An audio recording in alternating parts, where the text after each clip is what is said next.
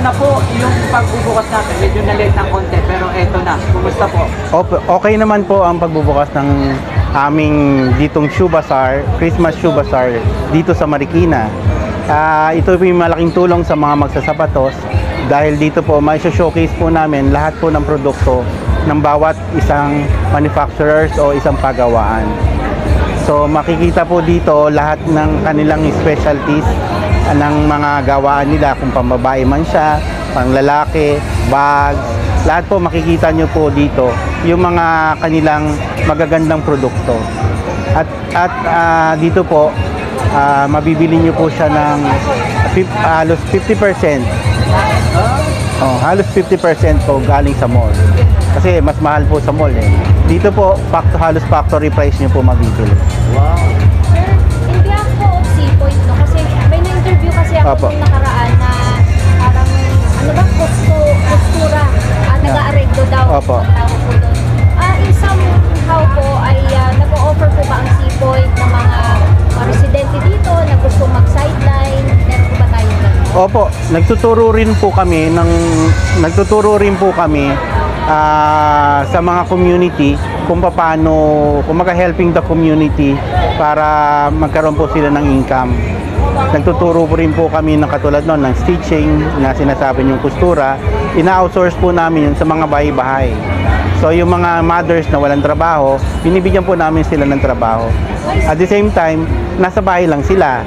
Ang kanilang pamilya, makakapagluto sila, makakapag-alaga sila ng mga anak nila with working capacity. So, ibig niyo sabihin, baka yung na-interview ko po ay isa sa mga Isa po. niyo po dito ng gagawin. Tama po. Tama. Tapos sa 20 pesos, tama po ba ang Opo, per pair. So, yun po yung malaking tulong po sa community dahil yung mga magulang na hindi umalis ng bahay, yun po, na nabibigyan po rin natin sila ng extra income. So walang specific kahit PW. Opo, wala pong, lalo na po sa shoe industry natin, wala pong pinipili po yan. Mapa PW kayo, mapa senior, mapa bakla, mapa tomboy. So lahat po kinikater po ng industry natin. Okay, magandang pag-usapan ko kasi sir, no? Bali, pinapasa niyo to sa iba't ibang barangay kasi yung na-interview ko sa may paliparan ata sila yung Opo. Kaya marami po silang iba-ibang barangay dito sa Marikina na nakakatulong po ang magsasapatos. Kumusta po yung pick-up ng mga sapatos po natin ngayon? Generally speaking, medyo umaakyat na po ba yung mga sales natin? Opo, dahil po nga mag-Christmas vacation na tayo, Christmas season, pumipick up na po ang benta ng shoes. Kasi alam nyo naman, marami pong ngayon na nagkakaroon ng bonus, nagkakaroon ng mga incentive sa mga government or private entity na mabigyan sila ng, binibili po nila ng sapatos. Paano po yung sinabi niyo dati na merong warranty ang sapatos? Opo, dito pag po sa C-Point Shoe Store nyo binili, may lifetime free service warranty po ang aming produkto. So, pwede nyo po siyang ipa-repair ng libre. Opo. Kung meron naman pong papalitan ng parts, yung parts lang po nyo nang babayaran. Kahit gaano po katagal. Lifetime nga po eh. Lifetime free service warranty. So, kung mayroon siyang problema sa swelas at naupod na siya, pwede nyo siyang papalitan para mas makakamura po ang mga residente po o ang taong bayan. Tatanong ko lang, anong klaseng tulong po ba ang binibigay sa inyo? Alam ko, matagal na ito natulungan ang shoe industry sa Manila ng local government. Kanina may sinabi siya, free daw po ito? Opo, libre po itong aming pag-showcase dito sa Freedom Park na ginastusan po ng city. So para ito sa ikakaunlad po ng shoe industry dito sa Marikina. Ilang araw po ito? Ang alam ko medyo na pero mga 50 or hanggang 60 days tayo dito na magtitinda. hanggang January? Hanggang January 4 po. So pagbabayaran niyo, magkano kaya yun? Kung babayad yun sa stall? Kung itong stall na to, siguro po 1,500 a day or 2,000 a day. Ito po ang na-menus po namin.